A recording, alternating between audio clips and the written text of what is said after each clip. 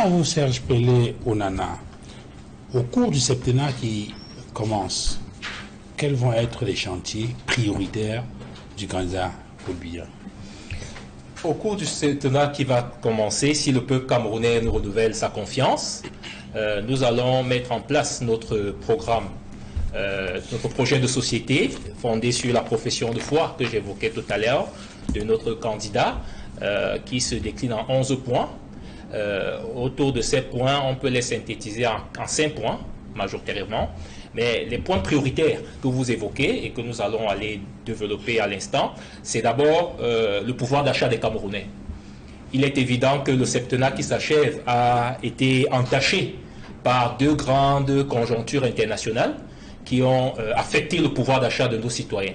La première conjoncture, c'est la crise sanitaire de 2019, crise Covid, qui a entraîné, comme vous le savez, pendant une bonne période, un confinement et une fermeture des frontières portuaires, aéroportuaires et routières qui ont empêché à notre économie de pouvoir générer des recettes à la fois au niveau des droits de douane, compte tenu de la fermeture des frontières, mais aussi à la fois au niveau de la fiscalité locale, compte tenu du confinement.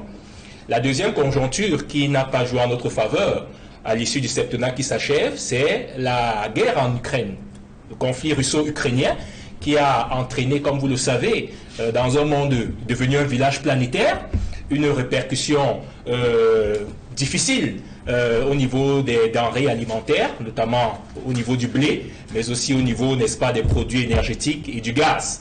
Donc ces deux fléaux-là ont affecté certainement le pouvoir d'achat de la ménagère. Mais il faut se souvenir qu'il y a aussi eu des conjonctures internes, notamment la crise sécuritaire, qui a continué à se manifester, bien qu'étant maîtrisée par nos forces de sécurité et de défense, y compris aussi les exactions de Boko Haram dans l'extrême nord, qui ont également occasionné un effort de guerre important, qui a un coût sur notre budget. Il faut le dire à ceux qui nous écoutent. La sécurité a un prix. Parce que si il n'y a plus de sécurité, il n'y a plus de stabilité, il n'y a plus de paix, aucun développement, n'est-ce pas, aucune amélioration des conditions de vie, n'est-ce pas, et donc du revenu de la ménagère, des populations camerounaises en général, n'est possible. Donc l'État a également subi, justement, dans sa trésorerie, l'effort de guerre, qui a certainement empêché que des mesures sociales plus efficaces soient prises, n'est-ce pas, au-delà de la double revalorisation des salaires des fonctionnaires, ainsi que de l'exonération fiscale pendant la période de Covid-19 que le gouvernement avait engagée pour réduire l'impact sur les emplois et aussi faire respirer les entreprises. C'est la raison pour laquelle notre pays et notre économie avaient été cités par les experts internationaux de référence comme l'une des meilleures économies résilientes à la crise sanitaire à Covid-19. Donc, on va aller plus loin parce que le gouvernement entend mettre en place une politique d'import-substitution qui a déjà commencé et comme vous le savez, qui va s'accélérer si le peuple camerounais nous renouvelle sa confiance en produisant ce que nous consommons, comme l'avait dit le chef de l'État, et en consommant ce que nous produisons. Parce que le déficit de notre balance commerciale, M. Fangwa, est très important. Et ce déficit-là creuse également l'économie et tire l'économie par le bas. Il faut donc penser à une économie plus compétitive.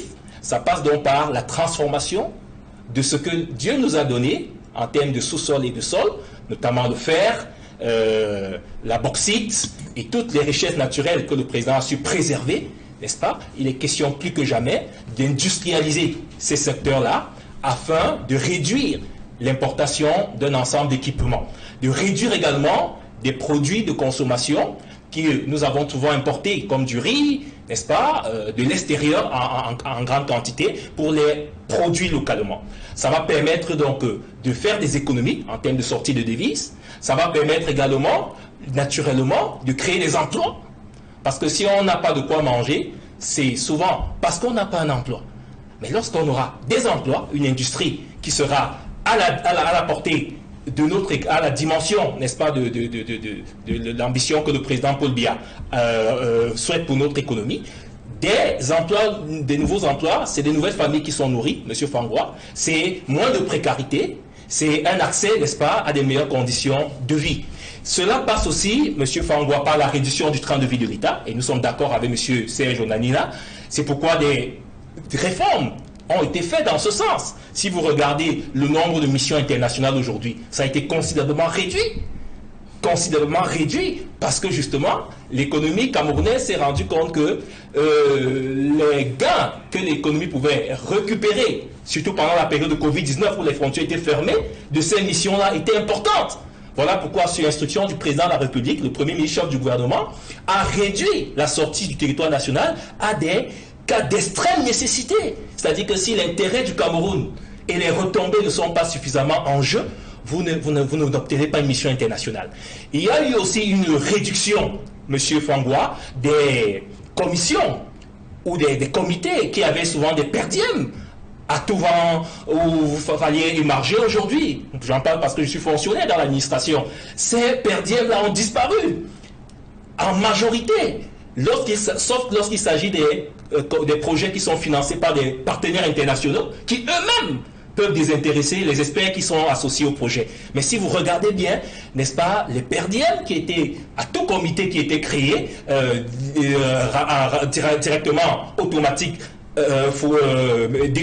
entraîner des déchargements, on avait des montants qui se volatilisaient. C'est terminé. Les bons de carburant même, j'en parle encore parce que je suis dans l'administration camerounaise, on ne les trouve plus.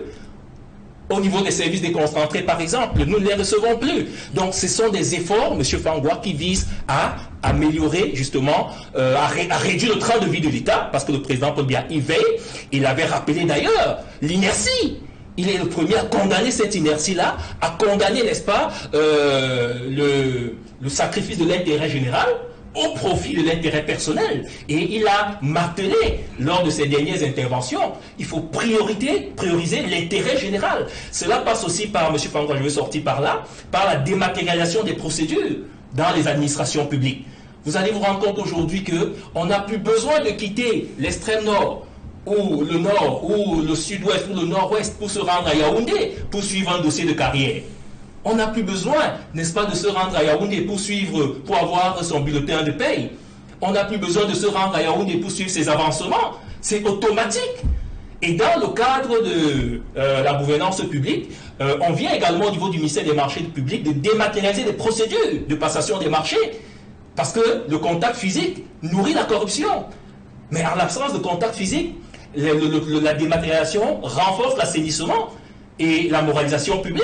Ça fait qu'on gagne en efficacité, on gagne en temps et on gagne également, n'est-ce pas, en termes de protection, n'est-ce pas, du pouvoir d'achat des Camerounais, parce que justement la corruption est l'un des éléments qui gangrènent, n'est-ce pas, ce pouvoir d'achat, parce qu'il y a une mauvaise répartition des fruits de la croissance et de la richesse. Il est donc question que les processus de dématérialisation se poursuivent dans le prochain septennat, si le peuple nous fait confiance, pour que la corruption soit réduite, M. Fangwa, à sa plus simple expression.